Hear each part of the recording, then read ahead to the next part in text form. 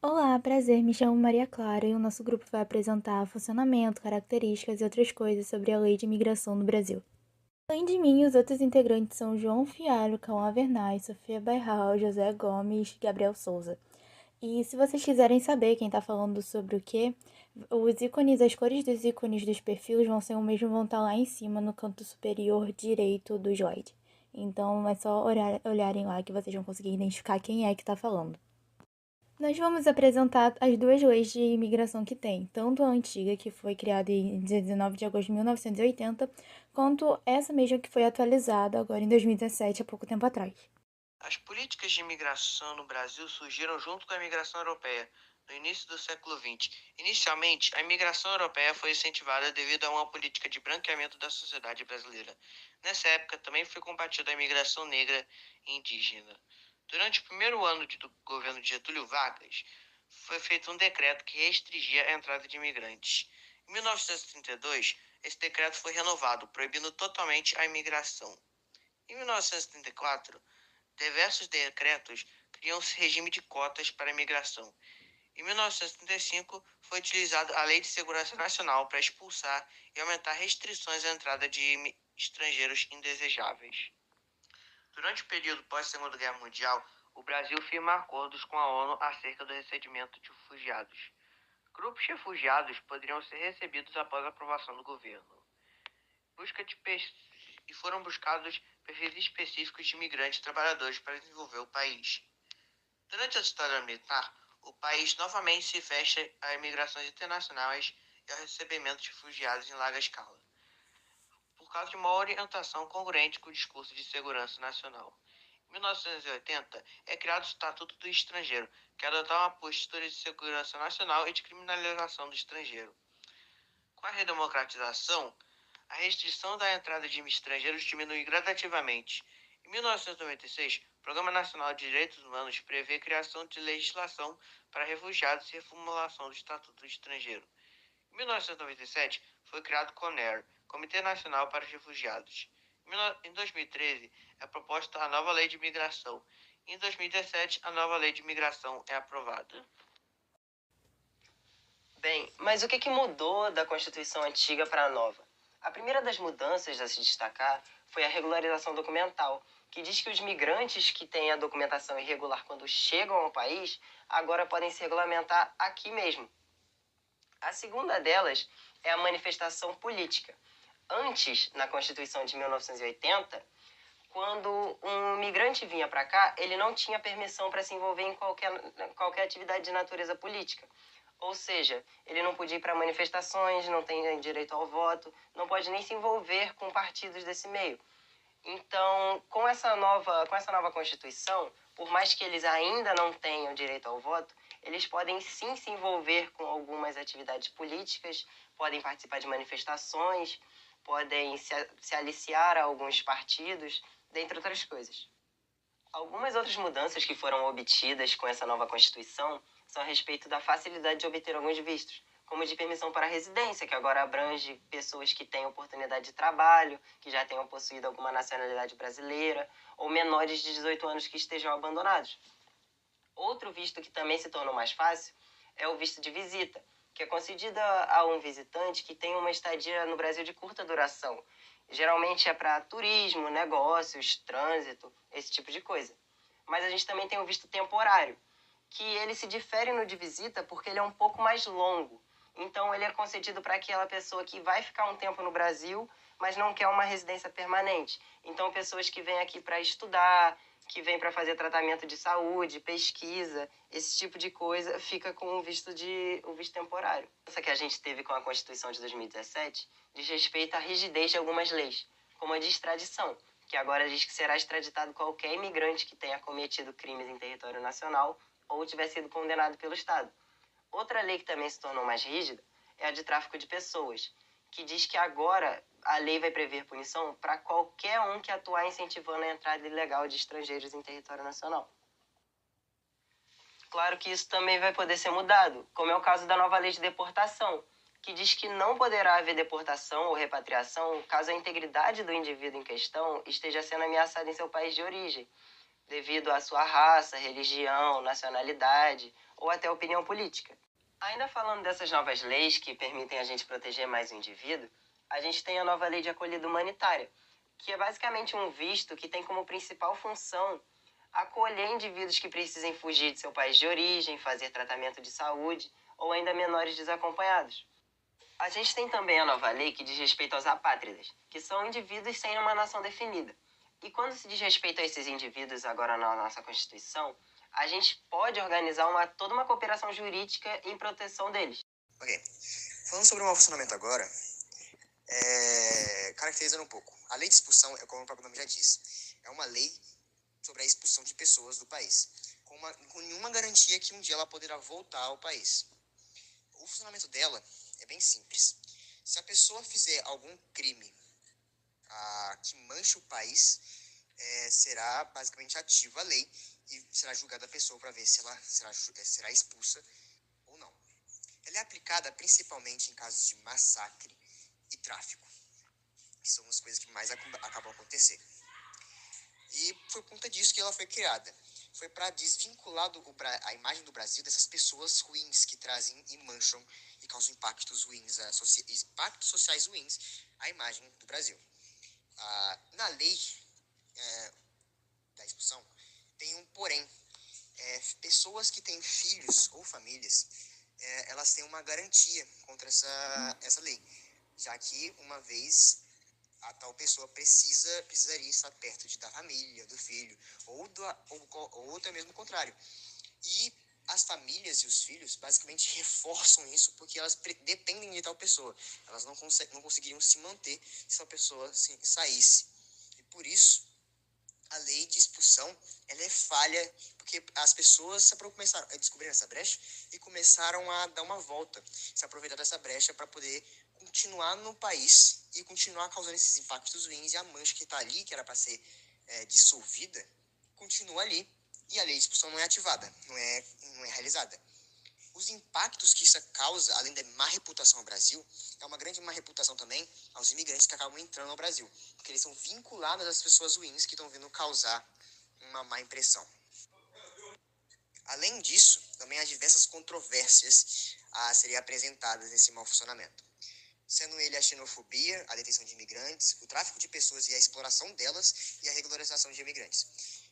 Todas elas são basicamente pessoas que não aceitam os imigrantes. São casos grandes de xenofobia, assim por dizer. A pessoa simplesmente olha e não vai com a cara do imigrante e não deixa ele ter princípios, até mesmo impedindo ele de acessar coisas que ele deveria acessar, como moradias e outras coisas. Além de se explorarem dessas pessoas que precisam de ajuda e se aproveitam ao máximo delas, impedindo elas também de saírem ou entrarem dentro do país que elas precisam entrar. Bem, o jeito que isso está sendo resolvido é que acabou acontecendo um debate alguns anos atrás e não tem mais essa âncora do filho. A pessoa ainda assim pode ser deportada, no caso expulsa para fora do país, mesmo com os filhos ali. A família vai receber um apoio econômico, mas ela tem que estar totalmente desvinculada a essa pessoa que causou esse impacto ruim. Além de que estão melhorando a regularização, permitindo que as pessoas consigam acessar burocraticamente vários outros pontos. A xenofobia está sendo combatida ao extremo, ao que se pode ver. Não está mais acontecendo tanto em detenção de imigrantes, e até mesmo está sendo dado o recolhimento de imigrantes, que eles chegam de lugares que estavam sendo devastados e eles recebem ajuda. Muitos imigrantes, por não terem uma representação política efetiva na hora de criação dessas leis, eles acabam por não ser representados pelo que está na Constituição. Além do fato de que eles também, muitas vezes, essas leis aplicadas pelo poder que aplica as leis, elas não são feitas de forma correta, já que tem muitas leis sobre punição e não são postas na prática as leis sobre acolhimento dessas pessoas que vêm de outro país para cá. Em conclusão, as leis migratórias no Brasil desempenham um papel fundamental na regulamentação e gestão de fluxos migratórios no país. Ao longo dos anos, o Brasil passou por diversas fases de evolução em suas políticas migratórias, refletindo mudanças sociais, econômicas e políticas. A legislação atual busca equilibrar a proteção dos direitos dos migrantes com a segurança nacional e desenvolvimento sustentável. No entanto, desafios persistem, como a necessidade de promover a integração eficaz dos migrantes, combater a xenofobia e garantir a aplicação justa e igualitária das leis.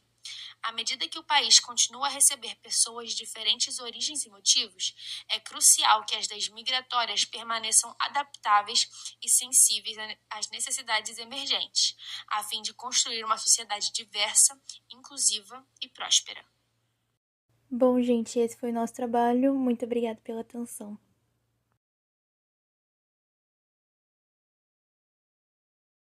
Racismo no mercado de trabalho. Projeto realizado por Ana Carolina, Felipe, Hugo, Isabelle, Jonathan e Maria Carolina. Começando com a discriminação na contratação, infelizmente ainda vemos casos em que candidatos são preteridos com base na cor da pele. Isso não apenas prejudica indivíduos talentosos, mas também perpetua a desigualdade no mercado de trabalho. Agora falando dos estereótipos raciais, o período de escravidão normalizou que as pessoas pretas fossem vistas como inferiores aos brancos, e desde então foi estabelecido que pretos estão sempre limitados socioeconomicamente. No mercado de trabalho, isso se reflete na dificuldade que essa parcela da população tem de alcançar cargos maiores.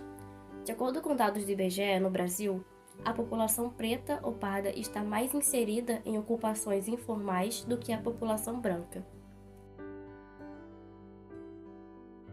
Falando sobre a falta de representação, a gente pode ver que muitas vezes o mercado de trabalho, ele carece, vamos bem dizer assim, a representação adequada de pessoas de diferentes grupos étnicos. E querendo ou não, isso não apenas vai criar um ambiente de trabalho desequilibrado, mas também vai resultar em uma falta de perspectivas diversas que podem enriquecer a criatividade e também trazer inovação para essas empresas. Falando agora sobre a falta de promoção, a gente pode ver que muitos profissionais, eles acabam passando muitas dificuldades adicionais quando se trata de avançar nas suas carreiras profissionais. E isso pode ser devido a preconceitos inconsistentes e também a discriminações abertas. E as empresas, elas devem começar a estabelecer meios políticos de promoções justas e também transparentes que considerem o mérito e também as habilidades desses funcionários, independentemente da sua origem étnica. Outro problema alarmante é a ocorrência de agressões no ambiente de trabalho, relacionadas ao racismo. Essas agressões não só afetam emocionalmente as vítimas, mas também prejudicam a produtividade e a inclusão. Devemos trabalhar ativamente para criar ambientes de trabalho seguros e respeitosos para todos. A desigualdade salarial com base em raça é um problema grave e persistente no Brasil, que afeta principalmente as mulheres negras. Segundo os dados do IBGE, em 2019, os brancos ganhavam 68% a mais do que os negros. A hora de trabalho de uma pessoa preta valia 40,2% a menos que a de um branco no segundo trimestre de 2022. Além disso, os negros enfrentam mais dificuldades para conseguir empregos formais com carteira assinada e ocupar cargos de nível superior. Essa função revela o racismo estrutural que existe na sociedade brasileira, que exclui e discrimina as pessoas negras em diversas áreas da vida social, econômica e política. Então, o racismo sistêmico continua a afetar as oportunidades econômicas. Como podemos ver no slide, pessoas brancas com renda média assim, nos trabalhos ganham em média R$ 3.100 e pessoas negras ganham R$ 1.764, 44% a menos. E com rendimento com ensino superior completo, pessoas brancas ganham R$ 32,80 por hora, enquanto pessoas negras ganham R$ 22,70 por hora. Alguns exemplos de soluções possíveis são a conscientização, onde empresas podem incluir programas de conscientização sobre o racismo e educar a importância da equidade.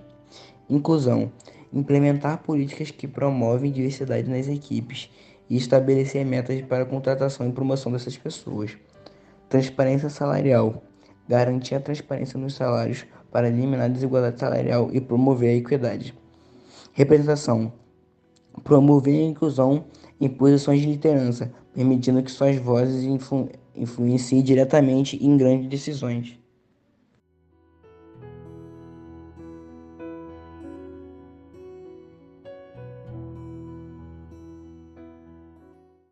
PCD e capacitismo. Integrantes do grupo: Evelyn Leite, Gabriela Batista, Lia Ramos, Maria Letícia Moffat e Wendy Moraes.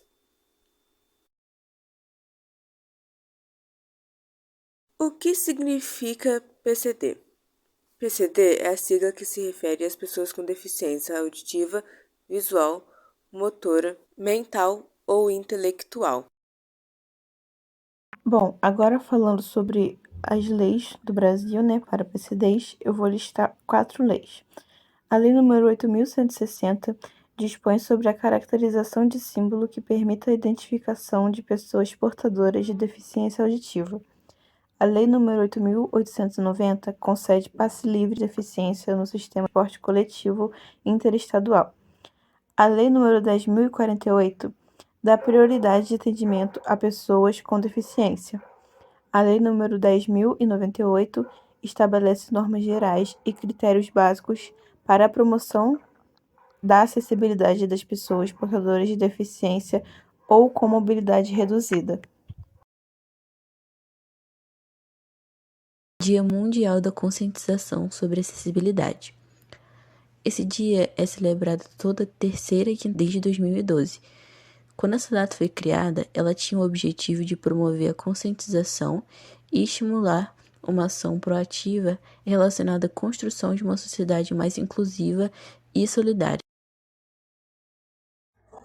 Capacitismo é o ato de ofender e discriminar pessoas com deficiência, seja qual for a deficiência, o que quer que ela tenha.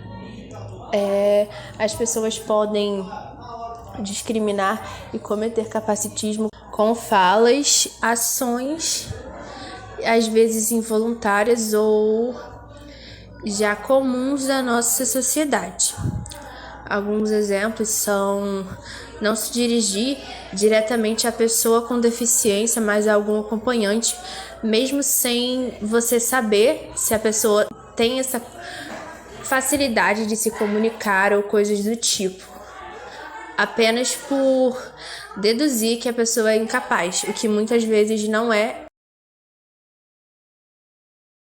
Bom, como descobrimos que capacitismo é algo ruim, certamente ele é crime aqui no Brasil e em outros países, obviamente. Pessoas que cometem capacitismo podem pegar até 3 anos de prisão pelo ato, dependendo do que ela fizer, porque muitas vezes o capacitismo acontece com pessoas vulneráveis. Um exemplo é quando alguma pessoa com deficiência depende de outra para ações básicas do dia, como tomar banho, se alimentar. E as pessoas que cuidam e tratam de uma forma errada e negligenciam esse tratamento podem e são uma dos tipos de pessoas que são presas por isso. Como combater atitudes capacitistas? A mudança começa com você. Combater atitudes capacitistas envolve conscientização, educação e ação. Você pode começar por educar-se. Aprenda sobre o que é capacitismo e como ele afeta os PCDs. Desafiar estereótipos.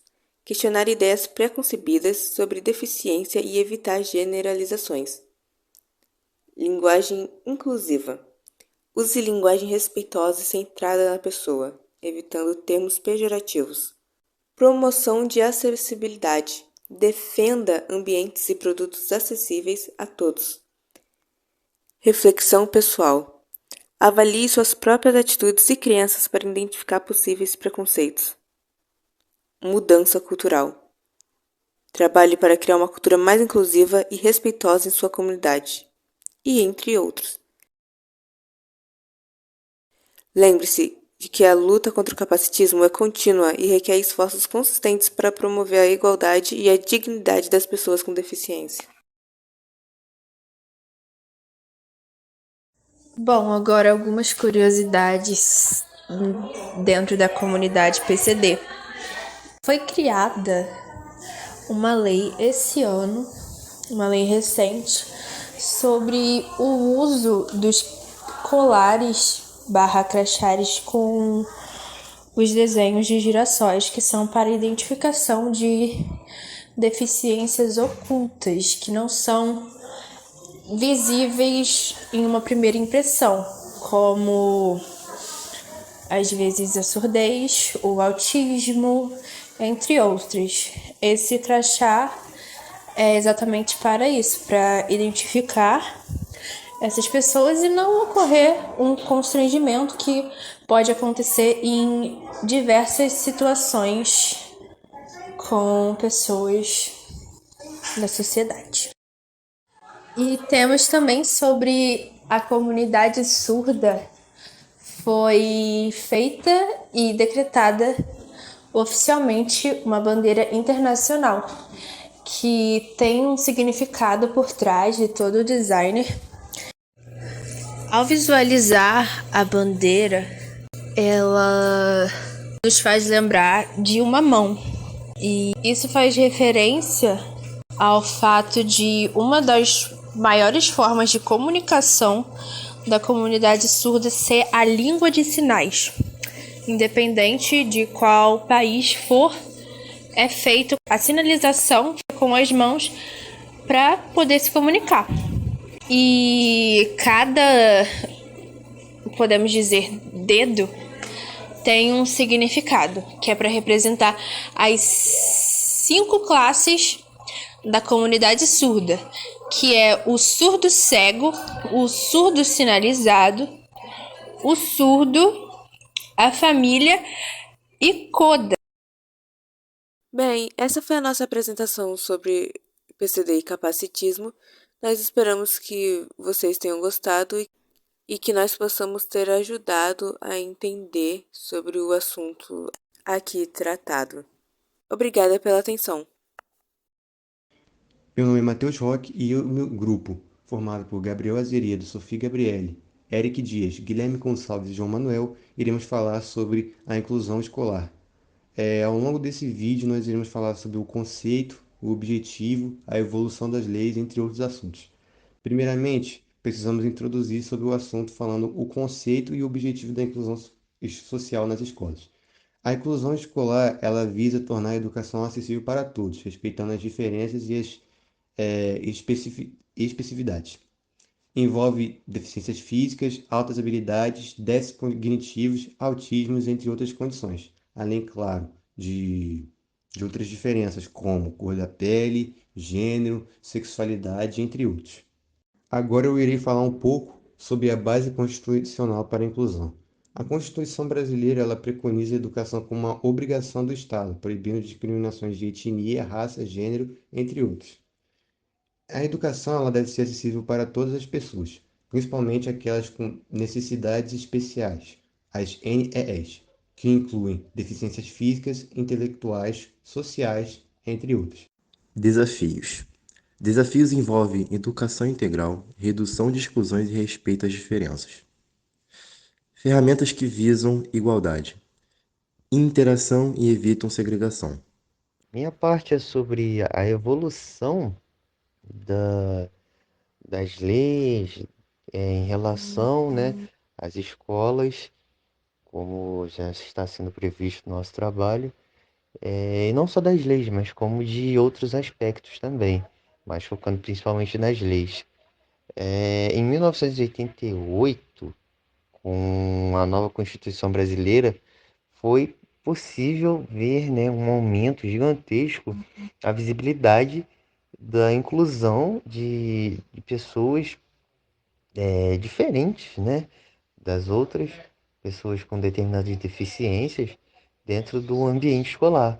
Mas isso só começou porque em 1975, na cidade de Salamanca, na Espanha, começou esse processo. Se a gente for parar para analisar, a gente percebe que a inclusão, não só nas escolas, mas numa sociedade como um todo, dos PCDs, das pessoas com deficiência, foi um tanto quanto tardia em relação a outros movimentos, como LGBT, QIA+, inclusão de negros, de pobres, de indígenas. E ela só começou de verdade a partir da década de 70. Apesar de hoje em dia ainda não ter tanto visibilidade quanto esses outros movimentos sociais, ainda é possível sim ver, né, um grande avanço da década de 70 para cá. Isso não só na Europa, mas sim no mundo todo. Além disso, dentro das escolas, o bullying em relação a essas pessoas também diminuiu bastante. De forma especial aqui no Brasil, é possível sim ver pessoas que entendem a situação delas, não olham com olhar de julgamento, mas sim com um olhar de compaixão, de querer ajudar, de querer estar sempre ali, ser um ombro amigo, de sempre estar perguntando, né, sobre como está. E, enfim, cada vez mais é possível ver uma rampa para os deficientes de perna, né, para os que têm a perna paralisada ou qualquer coisa do tipo, é, cartazes em braille para os deficientes visuais, também cursos de Libras, né, para pessoas que não foram inibidas da voz e do ouvido, surdos mudos, né? Enfim, ainda bem que esse tipo de coisa acontece. Perspectiva em conflito. Forte oposição de educadores a certas propostas em nova redação, preocupação com um possível retorno à separação de pessoas com deficiência, contrariedade em relação à perspectiva social da eliminação de barreiras e promoção da acessibilidade. Como o Gabriel falou no tópico dos desafios, o Brasil enfrenta debates complexos em torno da inclusão educacional. E balanço entre igualdade, acessibilidade e individualização é necessário. Esse é o fim da nossa apresentação. Muito obrigado pela atenção e agora nós iremos passar um pequeno vídeo sobre inclusão em sala de aula e na sociedade. So this life has given everyone a present, beautiful, shiny and new. Everyone but you. Golden ribbons, diamonds line everyone's path that leads to wide open doors. Everyone's but yours. Why do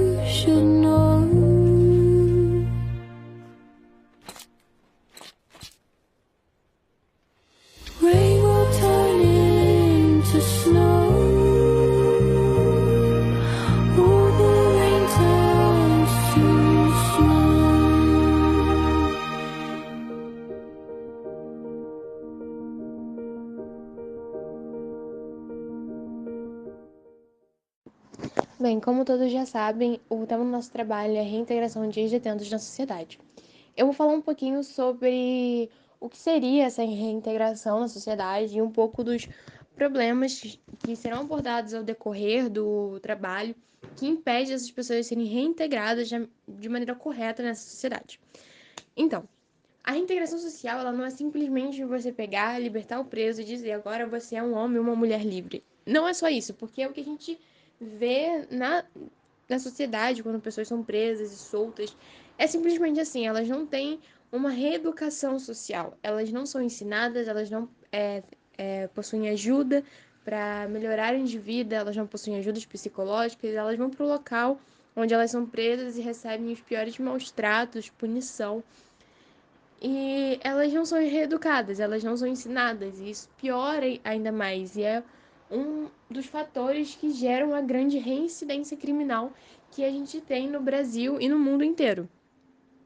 Então, essas pessoas, elas tanto sofrem por todo esse processo de não serem reeducadas dentro da prisão, e quando elas saem, elas enfrentam várias barreiras que impedem ainda mais essa reeducação. Elas enfrentam um estigma social de pessoas que estarão ali para julgá-las, que estarão ali para menosprezá-las e que não dão oportunidades a essas pessoas a melhorarem. De uma certa forma, a gente entende essas pessoas criticarem, julgarem, terem medo, porque é algo que vamos dizer que é quase impossível. Você não vai chegar simplesmente para um assassino e falar, tá tudo bem, eu não ligo. Não é assim. Mas a questão é, o governo em si seria um dos principais para poder lidar com essas pessoas e para poder ajudar que elas venham ser inclusas na sociedade e que não venham ocasionar nenhum mal, né? Que essas pessoas não tenham essa reincidência criminal, não venha acontecer nada de ruim em relação às outras pessoas também. Outro fator que a gente acaba vendo e que vai ser discutido ao decorrer é que o governo ele seria um dos principais agentes, né, para essa reintegração social, de acordo com a lei de execução penal do Brasil, que seria uma lei que ela foi feita em si para poder trazer essa reintegração, porém ela não é aplicada, não há uma aplicabilidade correta dela. Em poucos setores a gente vê, mas não exatamente. A gente vê mais ONGs e igrejas dispostas a isso, que será discutido mais sobre essas ONGs, mas o maior impacto que a gente vê inicialmente é o fato de o Brasil e o mundo não entender a reintegração social como uma forma dos ex-detentos como uma forma de reeducação dessas pessoas que passaram por um momento de punição muito grande, que de uma certa forma a prisão ela foi feita para isso, mas também para a reeducação dessas pessoas e que o governo não tem cumprido com o papel de impedir uma reincidência criminal. E que a reintegração social não é simplesmente jogar esses ex-detentos na sociedade como se nada tivesse acontecido, mas sim trazer tratamentos psicológicos e melhorias que possam gerar melhorias na vida dessa pessoa. Bom, os projetos de reabilitação de ex-presidiários são iniciativas que visam ajudar indivíduos que cumpriram penas de prisão a reintegrarem-se com sucesso na sociedade. O principal objetivo desses projetos é oferecer suporte físico, emocional, educacional e profissional para os ex-presidiários, para que possam superar os desafios que eles enfrentam, depois da liberação. Existem vários programas no Brasil, como o Bem Querer, que foi um programa, uma ONG de assistência social de São Paulo. Afro-Reg, que também é uma ONG que busca a ressocialização de ex-detentos e ex-traficantes, que existe desde 2008 no Rio de Janeiro. A Cooperezo, que foi criada também em 2008, que significa Cooperativa de Egressos e Familiares de Egressos de Sorocaba, que é formada por ex-detentos. E a Módulo Respeito, que é em parceria com a Superintendência do Sistema de Execução Penal de Goiás e o SENAI. que esse projeto ele ajuda detentos a se organizarem no sistema prisional e oferece cursos profissionalizantes de funções como eletricista e pintor para os que estão em regime semi-abertos. E Tem Quem Queira, que é a organização dá treinamento para presidiários no manejo de máquina de costura e aviamento para as mulheres, e as ensina a produzir roupas e acessórios a partir de material que seria descartado. E esse projeto de Tem Quem Queira funciona há 3 anos na oficina Intramuros do Núcleo Prisional Ferreira Viana, em Niterói. Emprego e oportunidades de trabalho para ex-detentos. Programas de reabilitação e capacitação. Algumas prisões brasileiras oferecem programas de treinamento e educação para detento, permitindo que eles adquirem novas habilidades que podem ser usadas no mercado de trabalho após a libertação. Isso inclui treinamentos em áreas como artesanato, agricultura, mecânica, construção civil e serviços gerais. Iniciativas governamentais. Alguns estados brasileiros têm programas específicos para auxiliar a reintegração de detentos, fornecendo orientação, treinamento profissional e apoio na busca de emprego. O governo federal também pode oferecer oportunidades de emprego por meio de programas de trabalho para egressos do sistema prisional. Organizações sem fins lucrativos. Existem várias organizações no Brasil que se dedicam a apoiar ex-detentos na busca por emprego e reintegração social. Essas organizações podem oferecer treinamento profissional, workshops, capacitação e assistência na procura de emprego. Setores potenciais. Alguns setores podem ser mais receptivos a empregar ex-detentos, especialmente em funções que não exigem contato direto com clientes ou que valorizam habilidades práticas.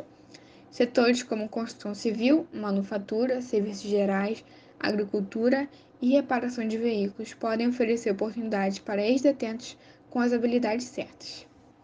Empreendedorismo. Alguns ex-detentos podem optar por iniciar seus próprios negócios como uma forma de reintegração à sociedade. Pode envolver o uso de habilidades aprendidas na prisão ou novos empreendimentos que se alinham aos interesses e talentos individuais. Conscientização e sensibilização. Algumas empresas e empregadores podem estar dispostos a oferecer oportunidades para ex-detentos, se forem educados sobre as questões envolvidas. Legislação e políticas públicas. Algumas iniciativas governamentais podem oferecer incentivos fiscais ou subsídios para empresas que contratem ex-detentos, incentivando a reintegração no mercado de trabalho. De acordo com as nossas pesquisas, na cidade de Macaé, Rio de Janeiro, não possui nenhuma ONG ou programa que ajude os detentos, o que comprova que essas ideias não são colocadas em prática atualmente. Bom, a minha fala ficou basicamente sobre o apoio à saúde mental dos ex-detentos. A gente sabe que hoje em dia é muito difícil a gente ver um lugar onde é especializado nesses tratamentos para apoio psicológico, principalmente em rede pública, principalmente também para ex-detentos, né? E eu separei alguns tópicos, 3, para a gente citar. O primeiro é discutir os desafios emocionais e psicológicos enfrentados pelos ex-presidiários. A gente sabe que dentro da prisão eles sofrem diversos tipos de abusos, desde abusos físicos até mentais, né, que dificultam um pouco a reintegração deles na sociedade, já que eles ficam com o psicológico muito abalado. E a gente também tem a necessidade de programas de reabilitação voltado para ex-presidiários, abordando questões como abuso de substâncias, transtorno de ansiedade, depressão e controle de raiva. Como eu citei anteriormente, eles sofrem diversos abusos e acabam desencadeando depressão, ansiedade, raiva, tanto que muitos dos detentos ali mesmo dentro da prisão, eles acabam matando um ao outro, né? Eles não têm um controle tão bom sobre a raiva e essas coisas que acabam, né, prejudicando eles. O outro ponto que eu separei é fornecer treinamentos em habilidades sociais, comunicação e resolução de conflitos para melhorar a capacidade dos ex-presidiários de se adaptarem à vida fora da prisão. Como a gente sabe, a maioria dos ex-detentos, né, ou grande parte deles, sempre fica mais de um ano ou até mais dentro da prisão. Eles acabam se acostumando com aquele ritmo de lá, então seria importante a gente ter uma clínica especializada para fornecer esses tipos de treinamentos para eles se adaptarem novamente, né, às sociedades, assim, à vida fora da prisão. Eu pesquisei um pouco sobre clínicas de apoio à saúde mental aqui em Macaé e eu não encontrei, na verdade eu encontrei uma, mas ela não é especializada em muito sobre essa parte de ex-presidiários e tal. Ela é mais sobre coisas, como eu posso dizer? Coisas psicológicas que, no caso, são um pouco mais graves. E fora de Macaé tem clínica de reabilitação em Campos, porém ela não é aqui, né? Então é um pouco mais difícil e dificultando assim a locomoção dos presidiários até lá. Para que o ex-detento se reintegre na sociedade novamente, é preciso que forneça um treinamento profissional e aquisição de habilidades que os ex-detentos possam utilizar para encontrar empregos estáveis. Também é necessária a implementação de programas educacionais que permitam que os ex-detentos obtenham diplomas ou certificados, aumentando suas chances de empregabilidade. E, por fim, fornecer serviços de orientação na busca de emprego, incluindo a preparação de currículos, dicas de entrevista e direcionamento para oportunidades de trabalho. A redução da reincidência de ex-detentos é um desafio complexo que envolve uma combinação de fatores. Exemplos deles são a reabilitação prisional, que oferece programas de reabilitação como educação, treinamento profissional e terapia durante o período de encarceramento para ajudar os detentos. Apoio pós-libertação, que fornece assistência contínua após a libertação do detento. Programas de habitação, oferecer moradia estável para os ex-detentos, pois a falta de moradia é um fator de risco significativo para a residência. Acompanhamento e monitoramento, implementa sistemas e acompanhamento de monitoramento para garantir que os ex-detentos estejam cumprindo as condições de sua liberdade condicional. Integração comunitária, que promove a integração dos ex-detentos na comunidade.